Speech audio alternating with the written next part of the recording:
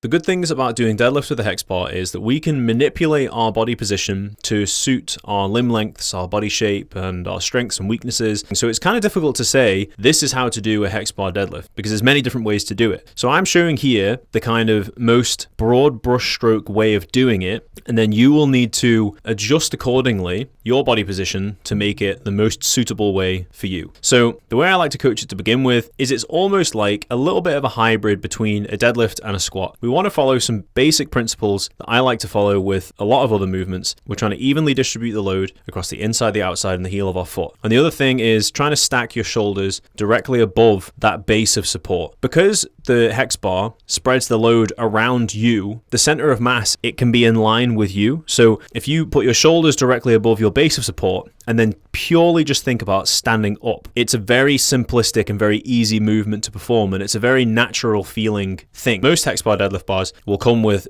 2 sets of handles here like this as well. The only difference it does is it makes it so that you are lower to the ground, but the same principle applies. You get your feet set first, you get balanced, you have a hold of the middle of the bar, you get yourself into a position where you feel somewhat balanced, and then you stand up. It's exactly the same process. All that happens is the movement is just longer. So if you compare that start-up position, if you look at how much lower the hip is in comparison to the knee, here, that's the lowest part there. So same movement, it's just a longer range of motion. So for some people, they may benefit or feel more comfortable from having a more upright torso position, the knees being further over the toes, or if you have a short upper leg bone, then being more upright may feel more comfortable for you. Or you have weak hamstrings or weak glutes, for example, or a weak lower back. Being more upright may feel more comfortable for you. And it's very easy to do. You just literally shift your knees forwards, get balanced, and then stand up. If you are the opposite and you have a particularly long upper leg bone and you feel you want to be a little bit more leant over and you don't want your knee over your toe and you don't have particularly strong quads and you have stronger glutes and hamstrings and a lower back, then there's absolutely no reason why you can't just push your bum back a little bit more, get your knees a little bit loaded back, get balanced, and stand up. It's exactly the same process. It will typically happen naturally. You see how I just kind of sit back into it to the point where I'm balanced and then I'll just stand up. Through doing it and through repetition, you will find the place that is the most comfortable for you. And the final thing to consider is when you're at the top, you want to be strong in this position. That's one of the reasons why we stand upright and we don't try and like push our hips forwards or push our knees back or anything like that. We just stand straight up, because when you stand up like that and you're strong, it will stop this from swinging back and forth. And it can be easy to over accentuate the hips and push the hips too far forward, which can just feel a little bit uncomfortable in the lower back. So very easy movement, can manipulate it 1,000 different ways. One of my favorites.